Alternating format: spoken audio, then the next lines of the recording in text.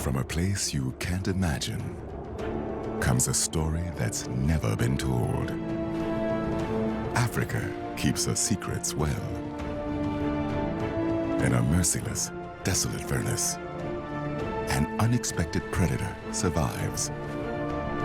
These are no ordinary lions. These are desert lions. They live an enigmatic life in the vast ancient Namib around Africa's Skeleton Coast Park. With the use of satellite collars, one man's lifelong devotion reveals a coming-of-age story about 5 young brothers. But their future is uncertain. With adult male lions vanishing, the youngsters hold the key to the future of their kind, safeguarded by an old lioness who risks everything.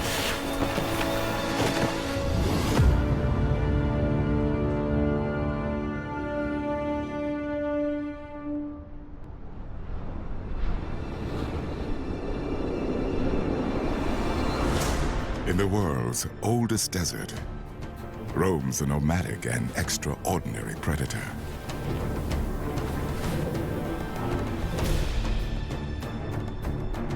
In the southwest of Africa, the Namib, vast and intimidating, conquered by an adult male desert lion. There are fewer than 150 desert-adapted lions here. Between the villages in the east and the coastline in the west, an expanse of 100,000 square kilometers, the desert provides sanctuary. After decades of absence, this male was the first lion to rediscover the Skeleton Coast. He goes where no lion has been known to go before. His home range covers the size of Switzerland, by far the largest ever recorded for a lion. But he is one of the last remaining kings of the desert. Trophy hunters and local villagers have caused the drastic decline of adult males. But if he can settle, find a pride here, and father cubs, he has a future. He might be one of the only males, for now. But in the dry Huanib riverbed, 5 youngsters face the same destiny. They are the future kings of the desert.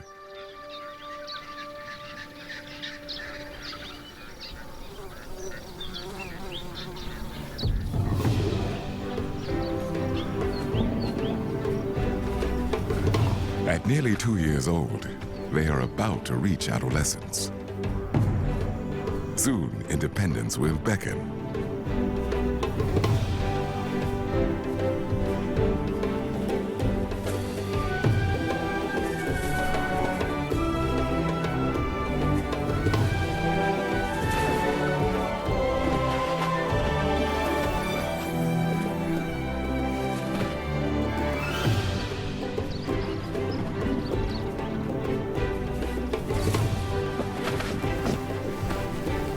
It's time to grow up.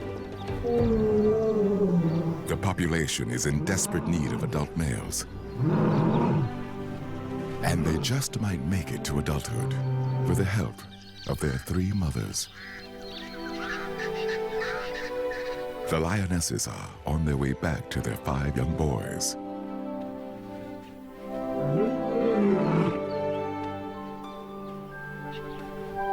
Two are in their prime. Their mother is exceptionally old.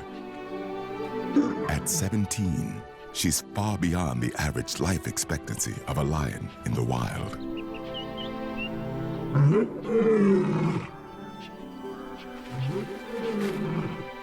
A familiar call is all it takes.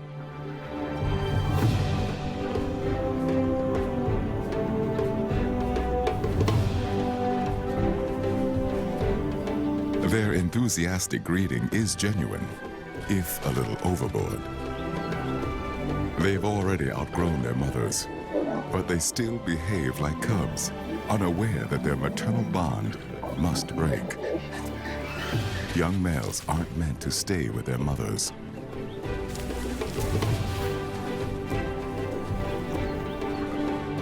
By now, the 5 males would normally be ousted by their father.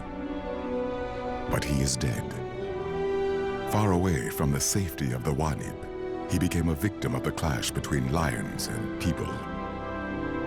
Scientist Dr. Philip Stander has studied the small population of desert lions for nearly 2 decades. With the use of satellite collars, he is able to monitor this significant pride closely. The first time Philip saw the lionesses with 5 male cubs, he realized their survival was crucial. If they could make it to adulthood, there would be hope for the dwindling desert lion population. As they grew up, Philip had the unique opportunity for the first time ever to follow the secret lives of 5 young desert males. He fitted them with collars and named them the 5 Musketeers.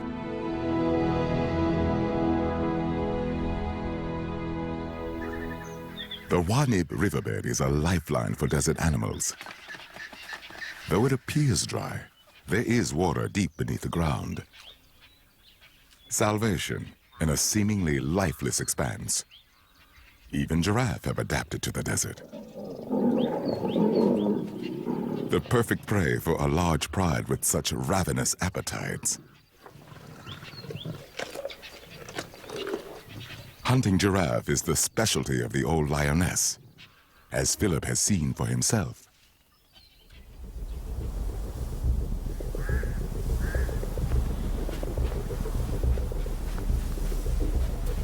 In an effort to protect her calf, the mother accidentally knocks it down. The lioness's first move is bold.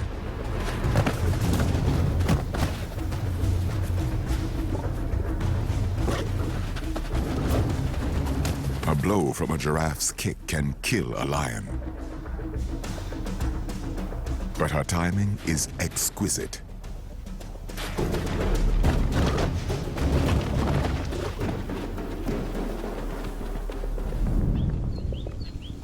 With a pride of 8 strong, the pressure to hunt is relentless. The mothers move off without their boys. They are more hindrance than help.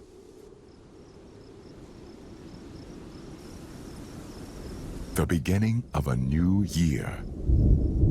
The thunderstorms in the distance have been growing for some time now. After months of rain further inland, thousands of small trickles coalesce into a burgeoning river, eventually reaching the desert.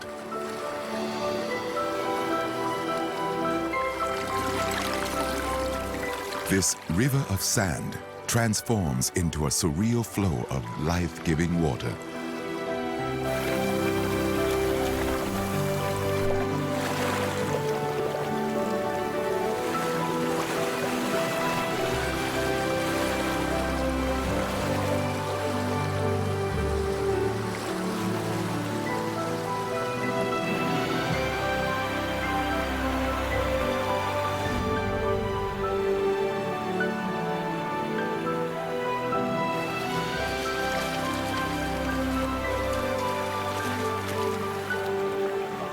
But a scorching desert soaks up the annual flash flood within a single day.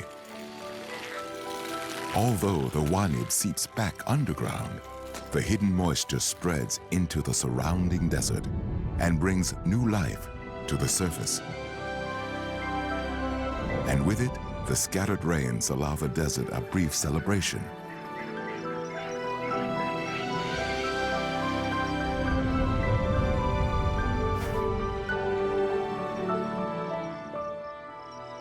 Rain brings relief for most animals.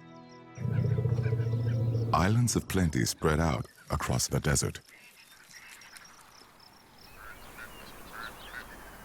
Even giraffe move far from the riverbed in search of greenery.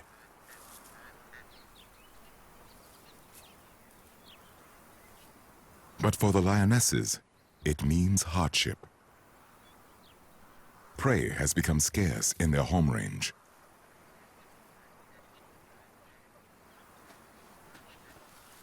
But today looks promising.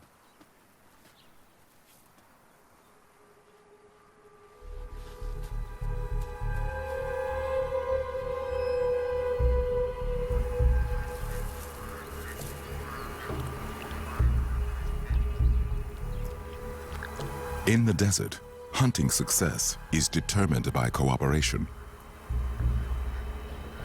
Giraffe are risky to tackle, but the benefits are considerable.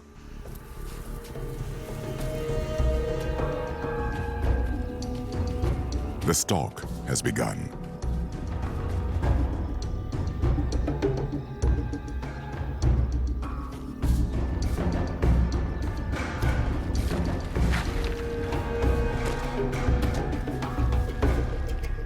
Calculated, patient, step by step.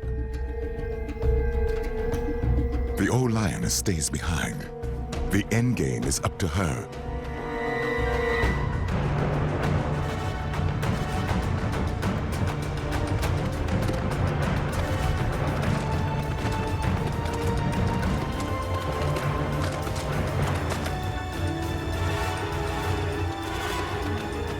Her timing, crucial.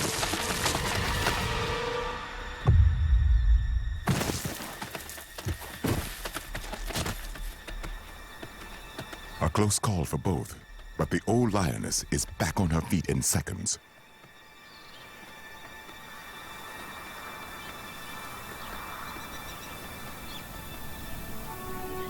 It's a mother's instinct to provide, but failure is as much a part of her life as success.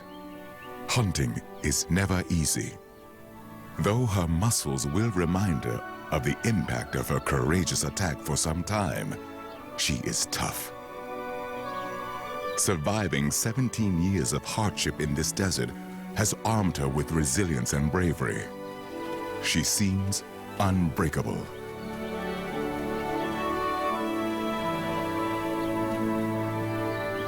The three mothers will have to keep searching.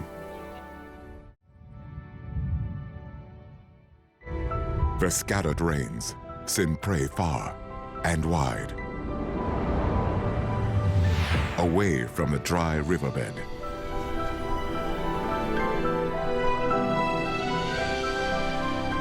Rainfall is rare in the desert, but this year is exceptional. The mothers are struggling their way through the prolonged rainy season. They managed to provide their 5 youngsters with just enough food to get by.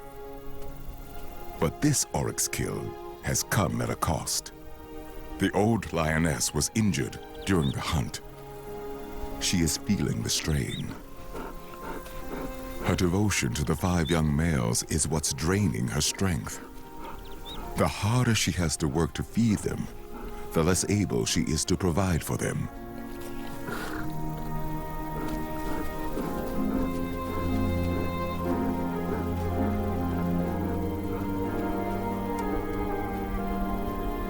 At 2 years of age, the musketeers should now be able to look after themselves. Perhaps the time has come to leave the 5 boys to fend for themselves.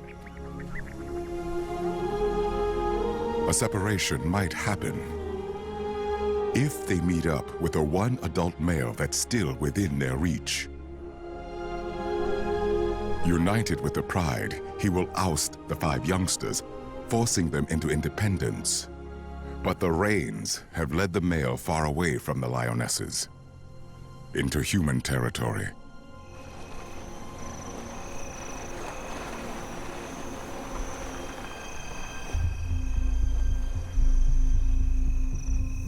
In his search for game, he has come dangerously close to a village on the outskirts of the desert, where cattle make for easy prey.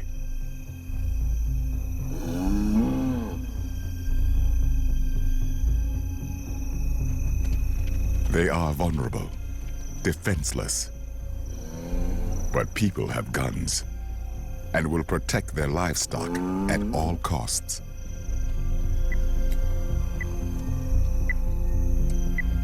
Philip will do everything he can to keep the adult male safe. He is the only one remaining in the greater part of the desert. Fortunately, the owners keep their cattle safely in a corral. For now, he is safe.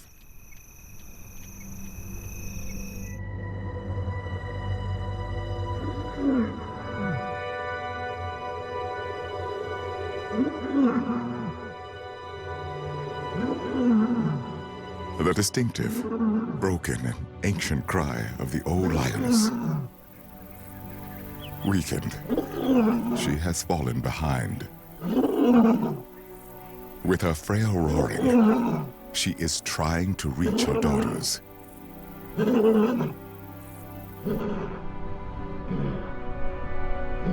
But the rest of her pride has gone far in search for prey. They cannot hear her.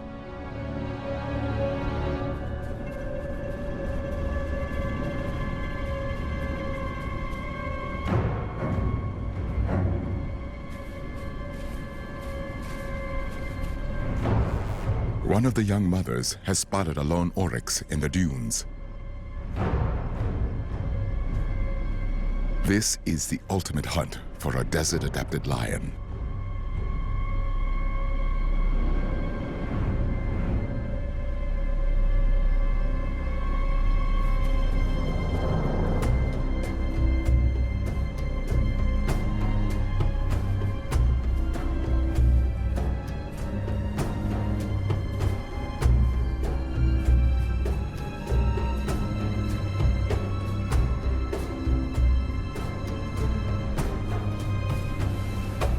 She stalks through the motionless waves of this sea of sand. The dunes become her ally. The sand, a disguise. Today, the desert hunts with her.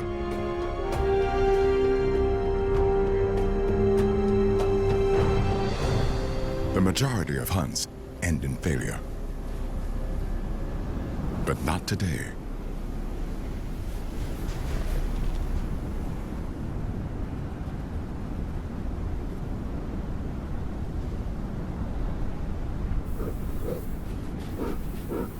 The rest of her pride is unaware of the kill. But her successful hunt doesn't go unnoticed.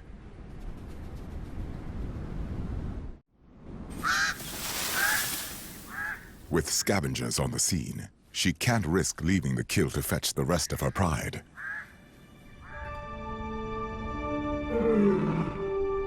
Her maternal instinct kicks in.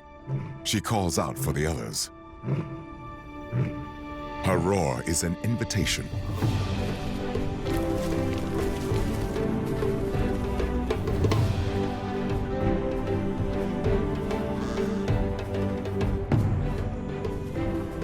And once again, it's the young males who will take the lion's share.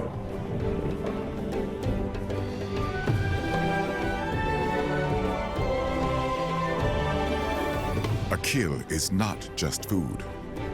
In a desert where water is scarce, the moisture from their prey also quenches their thirst. The oryx is devoured quickly. Everyone is trying to get as much as they can.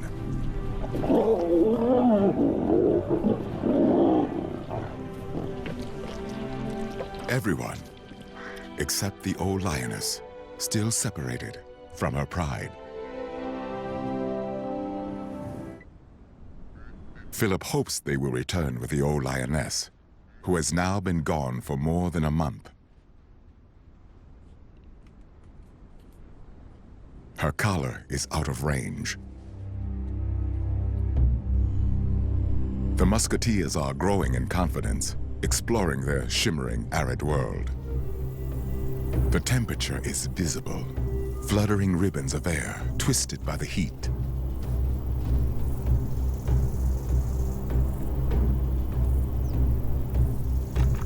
The sparring of prey is a theater of aggression. The oryx unaware of their young but absorbed audience. The musketeers need only wait, observe, invite.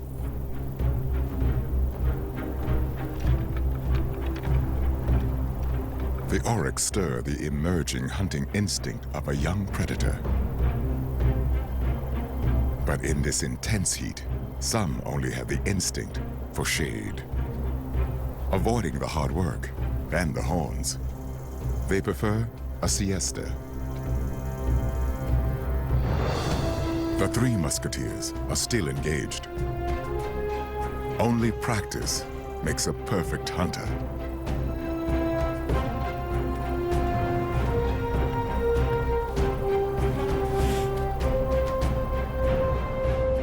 Like their mothers, the youngsters have learned that the desert landscape must become part of their strategy.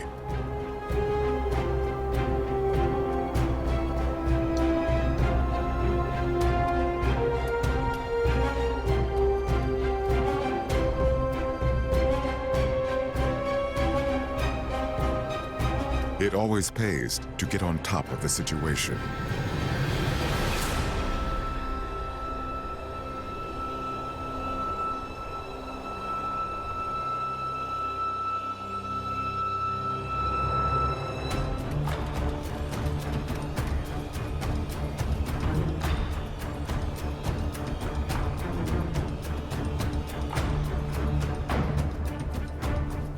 At times, a desert lion needs to commit for the long haul.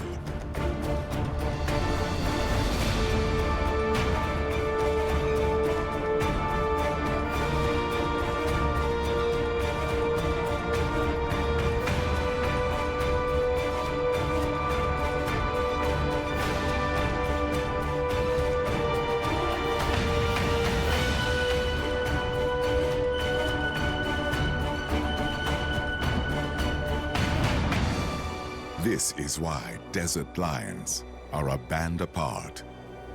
To survive in this parched environment, they are pushed to their very limits. This searing expanse will hone them, adapt them. They are forged in this crucible of heat and sand. The musketeers are learning to make the most of their abilities, to conquer this ruthless world of theirs. But for some, conquering can wait.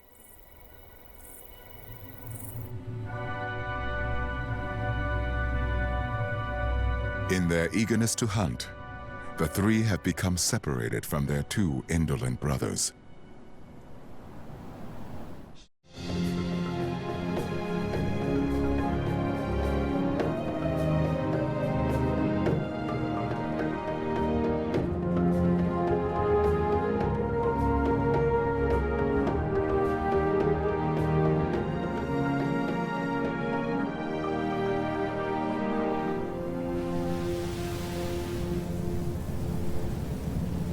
With the old lioness gone for so long, a concerned Philip has begun searching for her.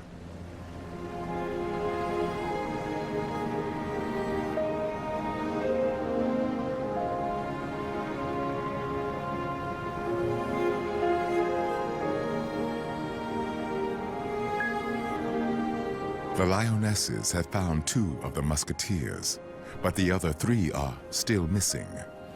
With their pride fragmented, they begin their own search for their old mother and the 3 lost boys. But finding each other in this endless desert is anything but a certainty. The lost boys' instinct is to wait for their mothers, and they will wait, no matter how long, until their mothers return.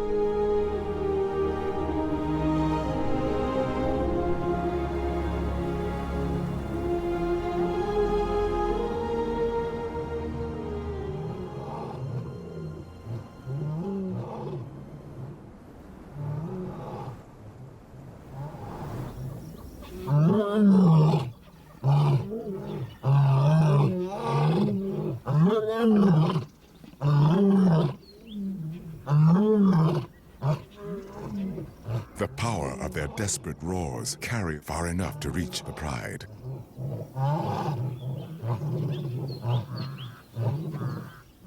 Hope is at last rekindled.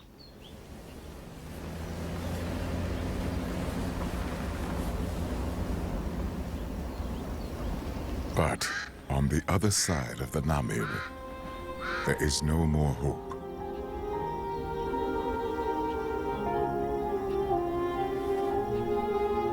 When Philip finally finds her, she's barely alive. The rainy season has taken its toll.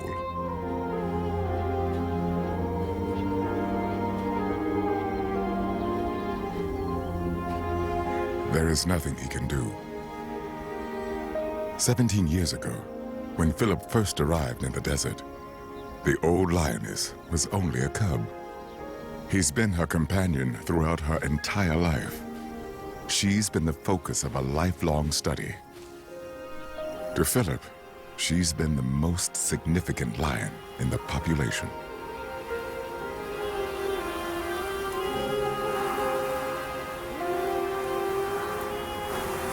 Now, at the end of her remarkably long life, when she is at her most vulnerable, the desert is at its most relentless.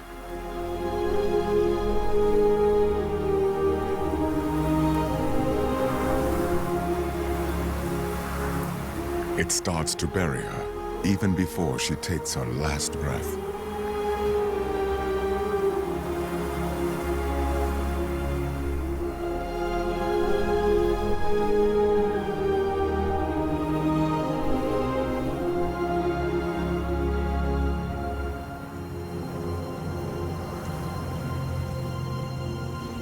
Philip studied her from the moment she was born till the day she died.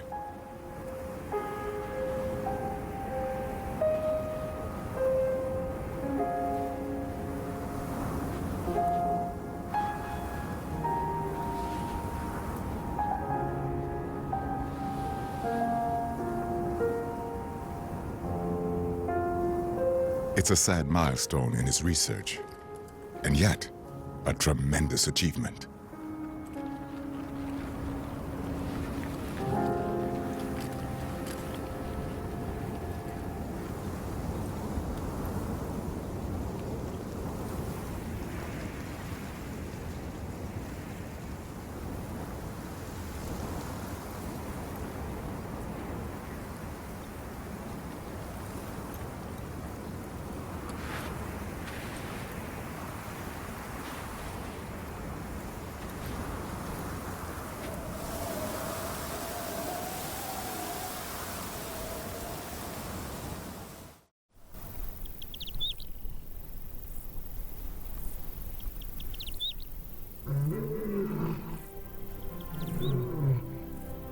At last, the lost boys hear the familiar sound of their mother's calls.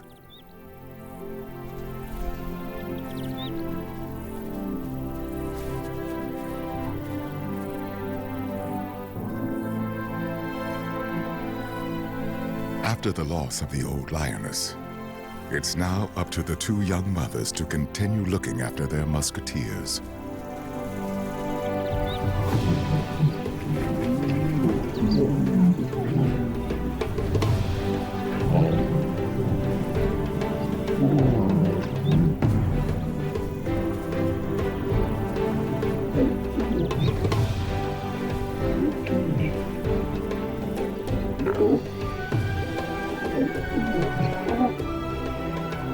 With the other two musketeers joining in, the pride is finally united again.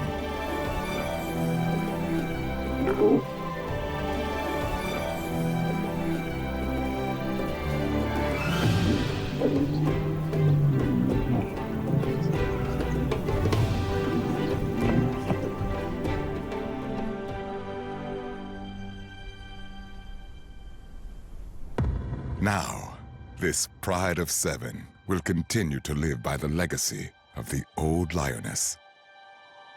The bond between the two young mothers and the 5 males seems stronger than ever.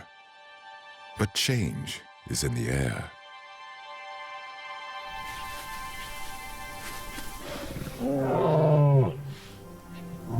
The lionesses are ready to mate again.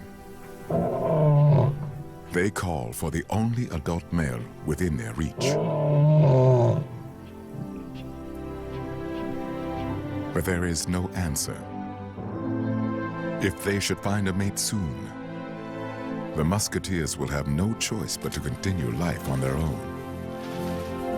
As young desert males, they've been with their mothers for much longer than usual.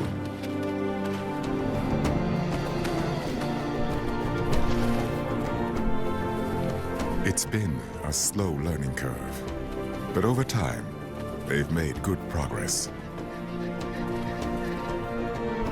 It all started with becoming invisible.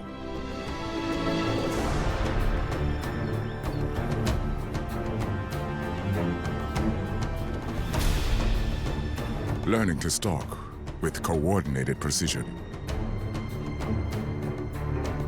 Getting to know who to chase.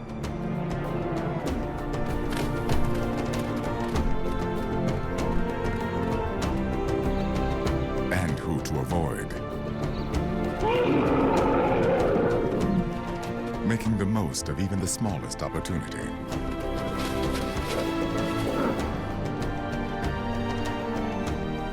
Working together as a team.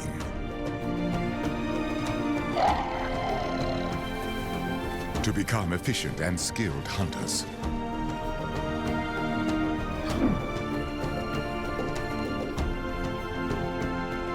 And with these experiences behind them, they are becoming a tight and strong coalition. It is a coalition that is becoming even more valuable as Philip's concern for the adult male is growing. He has been in the same place for several days.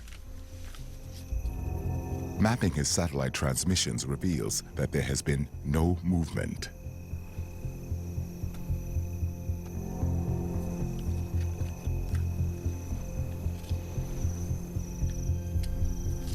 It confirms what Philip has feared.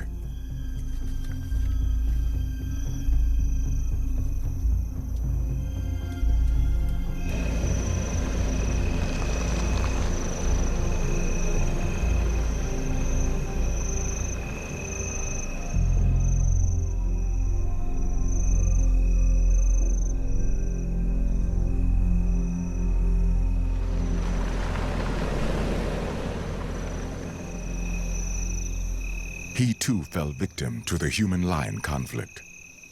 Philip couldn't protect him. But at 7 years old, his story had only just begun. And as he was the last remaining adult male in the region, his loss is a tragedy. The desert has lost the voice of another king.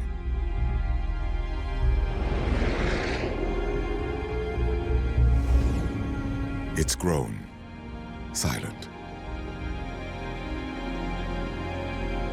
In the greater part of the desert, there is not a single adult male lion left. More than ever, their survival is crucial.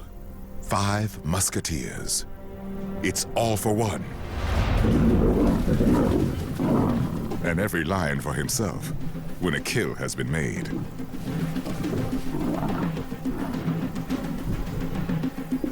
The tight bond has been put on hold.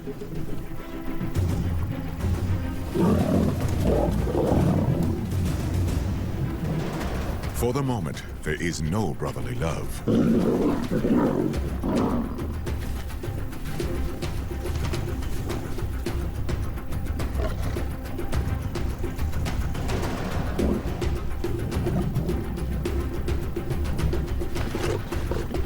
Just when you think you're getting ahead,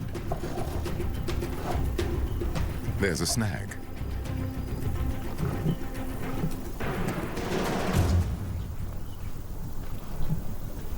A springbok kill is not nearly enough for 2 lionesses and 5 aggressive adolescent males. But no matter how many kills they would make together, the musketeers have no future with their mothers.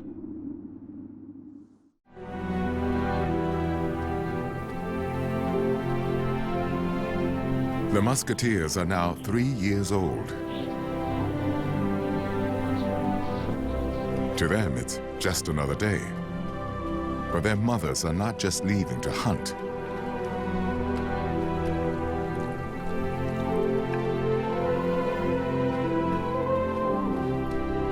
This time, when the lionesses leave them behind once more, they will not be returning. At last, their maternal instinct has given in to their urge to find a mate.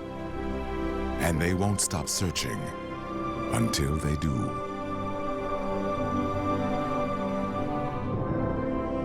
It is the end of an era, and a new phase of life for the musketeers is off to a turbulent start. The heavy rains inland bring the largest flash flood in a decade.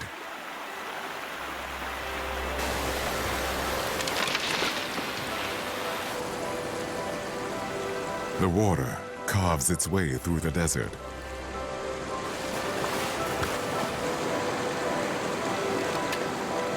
It comes so unexpectedly, it leaves a desert-adapted animal in some confusion.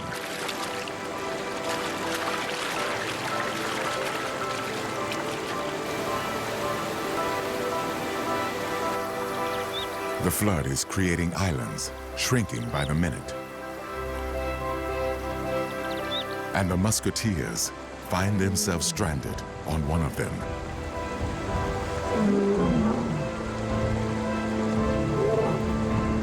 They desperately call out to their mothers, but they are no longer around to save them. This time, the musketeers only have each other to depend on.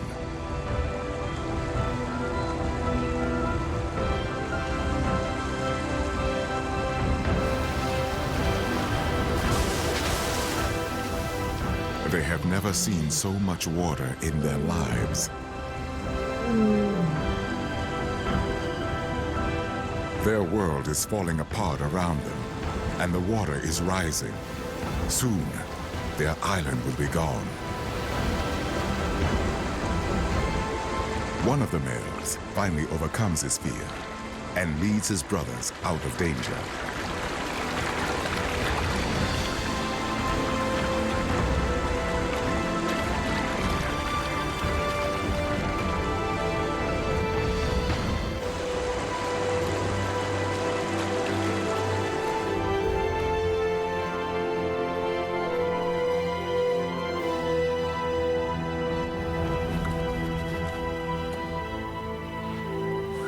The flash flood has washed away the last of their dependents.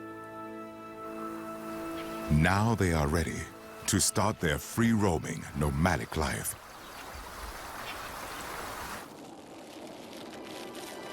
Free from their mother's care, the 5 musketeers must now make an impression on their world.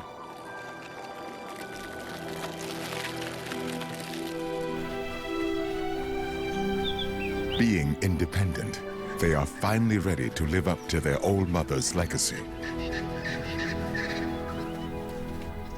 Hunting giraffe.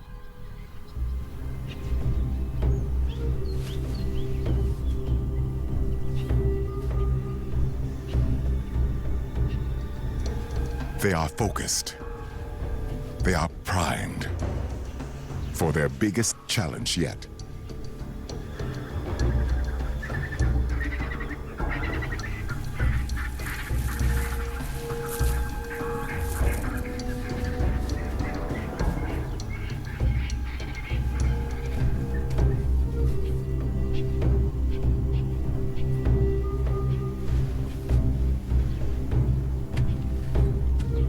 They've learned that cooperation is essential.